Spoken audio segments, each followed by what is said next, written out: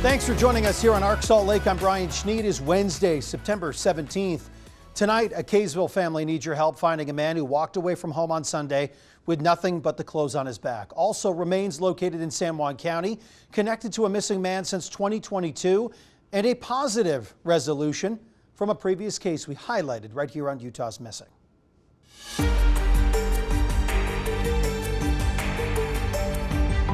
On Sunday, a Kaysville husband and father of three left his home on foot. No wallet, phone, or keys, and has not been seen or heard from since. Colin Mills worked from home, does not have any place else he really frequents on a regular basis unless he's with his family. I spoke to family members today who says he's had a rough year. He was unemployed at one point, was fighting depression, but believed he had, between his new job and some professional help, things were turning around. His sister Erica told me exactly what they need. Take a listen. Colin is an introvert. He's a homebody. He loves playing video games. He's like the sweetest, most kindest person you would ever meet in your whole life. He would give you everything that he has, and more. Him and his wife, they have three young boys, 3 sons, and they had some hard times over a year ago. He was out of work for a while and he was just getting back on their feet. He got a job. He loved it. They got into a nice house. And he just he was starting to struggle with mental health, with depression. He was getting help for it though. And so we all thought he was on the turnaround. Sunday, he just was, there was maybe a little discussion, confrontation with his wife. She didn't think anything of it. He came out and said, I'm going to get a snack and go for a walk, which, that's fine. Go clear your head. And then he just never came back. And we started searching Monday. So he went missing Sunday evening at 4:30 p.m. Monday morning, we started searching everywhere and we haven't stopped searching since. The police have kind of said, well, we searched what we can search. There's nothing more we can do. So we are just trying to get more information. We're trying to get more help. What we really need is we need help with somebody who knows how to organize a search. We have so many people trying to help search and we just don't know how to track what has been searched, where to search, how to direct people. We have so much help and so much love and support, and we appreciate it. And we just need help knowing where to start. Erica, the family says this behavior is completely out of character. Remember, he left with nothing but his clothes on his back and shoes on his feet, also the hat he was wearing. Not many people I know can really get that far in today's day and age without their phone, without their wallet, without their keys, some sense of communication and ability to call their loved ones. Now, I asked the family about their own search efforts alongside over 50 volunteers and Kaysville police. He worked from home and he went everywhere with his wife and his kids. The friends he did have were online and we would talk to all of them. He didn't even like to hike. He didn't like to camp. He didn't like to walk.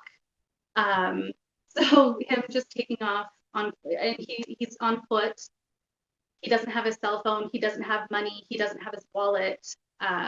So him just taking off makes us even more concerned that he's maybe having a mental health crisis and is not thinking straight. So he was last seen in Kaysville, is that correct? That's correct. Okay. On Crestwood Road between the cemetery and the church. And you mentioned needing help with a search. Have you searched? Have you walked around? Have you done those things as a family to just comb the neighborhoods, if you will? Yes, we've all been searching. We have probably 50 to 100 volunteers that have been searching. We've had multiple drones, private and police drones, searching the area. It's just, the brush is so thick that it's so hard to see. If you're not climbing through it. He could be hiding anywhere. Has Colin left before for any reason? Never. Well, and it's difficult knowing that he disappeared on Sunday. So it's been a number of days, and it's hard to come up with a scenario where he's suddenly going to come through the door and everything's good. So it is very tough to keep plowing on. Some technical difficulties on that communication call. Now, if you missed it, Colin's father actually said that, quote, it's hard to come up with a scenario where he comes to the door and everything is going to be okay. It's very tough to keep plowing on and plowing forward. The family asking anyone with expertise in organized searches to help so they can cover better ground and try to bring Colin Mills back home. Colin is 5'8", slim build with a beard and glasses. He has brown hair and brown eyes. He was last wearing cargo pants, a t-shirt, a tan gardening hat, and Hoka sneakers when he left on Sunday. If you have any information on his whereabouts, contact Kaysville Police using the number you see right there on your screen. You can also call them directly by calling the dispatch line. Last week, the San Juan County Sheriff's Office was told skeletal human remains were found within the county. They sent the remains to the medical examiner who used dental records to confirm they belonged to Jamie Eugene Holyoke, who was reported missing in April of 2022. Now, that is a case that I covered at the time and a year later. You can still watch that coverage on KUTV.com. When police told us about finding Jamie, I noted that it was not the only time this week I had heard about him. Remember Jason Jensen? He's a private investigator that we've had on this show before. He posted this on the 11th of September, just 2 days before the remains were found. The post says, concealing or hiding a dead human body in Utah is called desecration. It is its own crime, but only carried. It has a 2-year statute of limitations in 2022. That cannot be charged here either. So if you panicked after he died because he overdosed, we understand. Just tell us where to find him. No questions asked. So while this might be speculation, I found it interesting that the remains were located just days after the public was told there is no longer perhaps a criminal consequence from this private investigator who we've had here on the program, and that you could collect the reward tied to discovery. I also reached out to the San Juan County Sheriff's Office after we learned about this because, like I mentioned, I've talked to Jamie's family before, and we've provided that coverage to you. They mentioned they found the remains in the county. I said the county is more than 7,900 square miles. Can they narrow down that space to get a better understanding? They declined to comment further, citing an open and active investigation. It has now been 111 days since 15-year-old Kylie Ariano walked away from her Garden City home. Her cell phone turned off at the edge of the property that same day. I've been in contact with both her mother, Stephanie, and the Rich County Sheriff's Office about this case for months now. We spoke to her mother, Stephanie, earlier today. She says there's no updates on the case yet. She said that she has faith in the FBI and is grateful for all of those who are helping in the search for Kylie. The Rich County Sheriff's Office is asking anyone with a possible sighting of Kylie to take a picture and share it with them immediately so they can investigate the tip. When I spoke with Rich County Sheriff Dale Stacy now months ago, because so much time has elapsed, he did mention that they've had tips coming in, tips from across the country, mind you, that they have been looking into. If you have any information, contact the Rich County Sheriff's Office right now. If you have that information, call them. Bring Kylie home back to her family. 435-793-2285. Referencing the case number that you also see on the bottom of the screen there. It is 25R308. Oh, finally some good news here. 15-year-old Taylor Crane has been found alive, safe, and is back at home with his family. And we are so happy to report that. That is the goal of this program, is to find those missing and get them back reunited with their family or get them the help that they might need. Now, Taylor was missing for over 3 weeks. His mother did not share in-depth details about his time away or how he was found, but she said she was grateful for everyone who played a part in spreading the word. For continued coverage on Utah's missing cases, join us Wednesdays, 7 o'clock, right here on Arc Salt Lake. We are dedicated to helping Utahns find answers or closure. We will be relentless on these cases, as we have been. And like always, you can reach out to me on social media. Many of you have taken up this opportunity, and I thank you for that. But please reach out if you have a case you would like us to look into and get out there for people to see. All right, it has been a picture-perfect day for, I believe, all of us in the state of Utah. I'm a little bit biased. The Salt Lake Valley has been really awesome. Sean Kelly here with our first alert forecast. Sean, you can't really draw it up any better for us here in the state today. I mean, it's been perfect. We had the sunshine, the comfortable fall-like temperatures, and also the light winds today. And it was unseasonably cool, and that's been really wonderful here for northern Utah. Still pretty hot, though, down in St. George and down across the desert southwest. Look at Vegas there at 99 degrees, and it's still a gorgeous evening right now. The sun is out. We're currently at 74. It is comfortable. Get outside and enjoy it. As we head through the evening, though, we're looking at temperatures that will cool off quickly. We're going to be down into the 50s overnight, so a little bit of a morning chill in the air. But we get ready for some changes. We're talking about some rain returning to the area, warmer temperatures as well, and could even see some heavy rain down into southwestern areas of the state. We'll talk about more of that, the timing, and when we see that warm up. Coming up, my first alert weather forecast. Sean, thank you. Coming up on Arc Salt Lake, an update on the Salt Lake Main Street fire that destroyed 5 businesses and displaced more than 100 workers.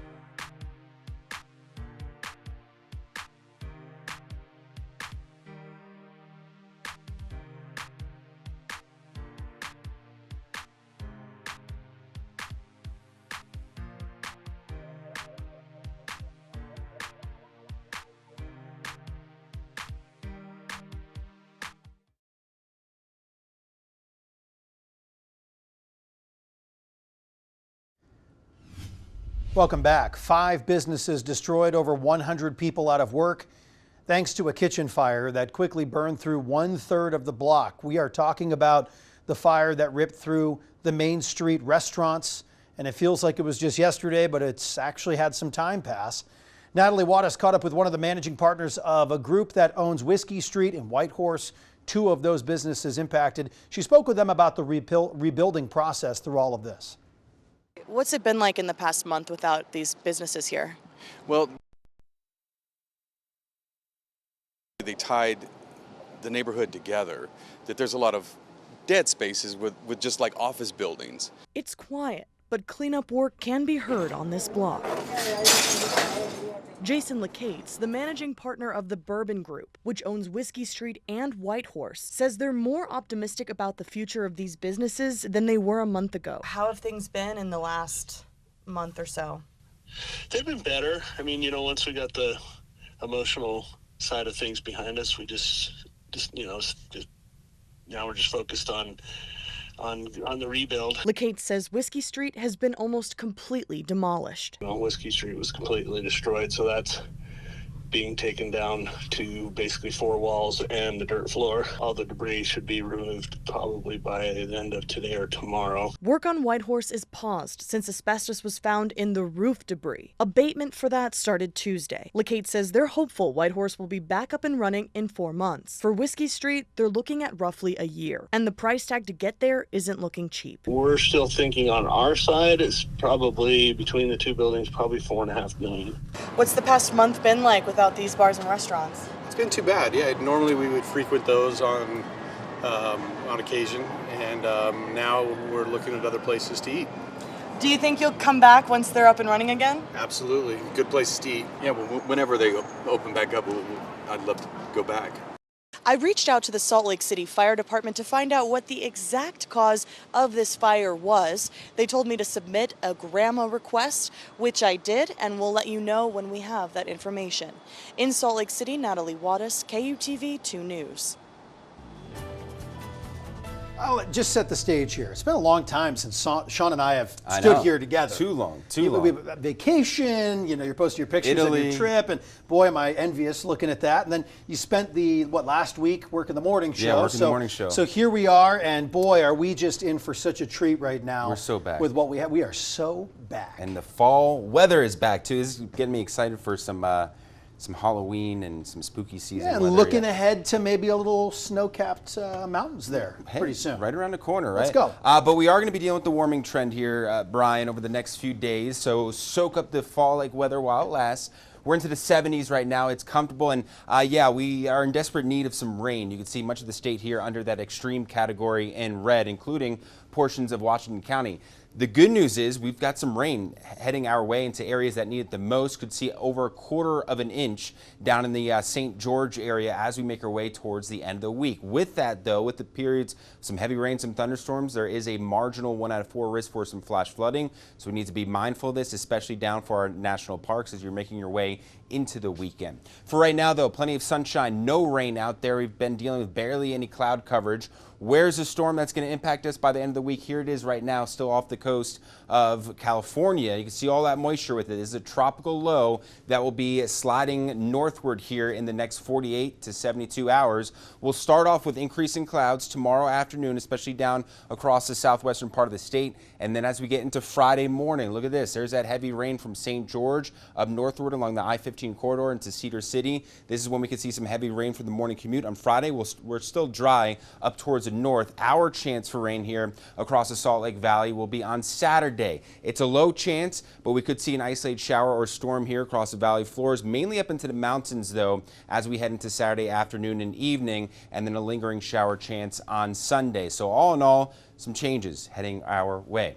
We're into the 50s and 40s overnight, so a little bit of a chill in the air. It's going to feel pleasant, but look at this. Here's our warming trend. We're back into the 80s tomorrow, increasing clouds down towards the southwestern part of the state. We've got some big games here heading into the weekend. Utah State, we've got temperatures into the 70s, cooling off into the 60s. Again, that chance for a stray shower or storm, and including the Texas Tech at Utah game. That's going to be an earlier kickoff with temperatures into the 70s and then warming up into the upper 70s towards the second half of that game. St. George, you're looking at temperatures here into the 90s. There's that chance for rain on Friday. It's a pretty high chance of some storms, some heavy rain, and some cooler temperatures into the 80s. Heading into next week, though, look at that. We've got a stretch of middle 90s with some sunshine.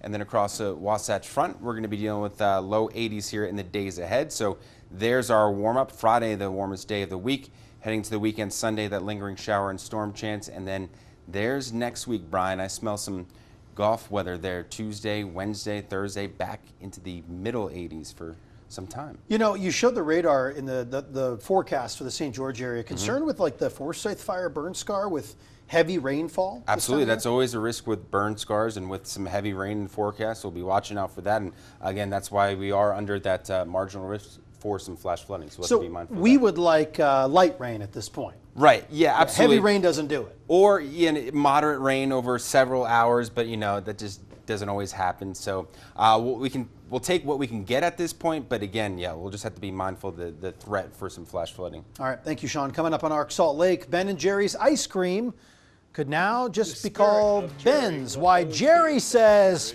peace out.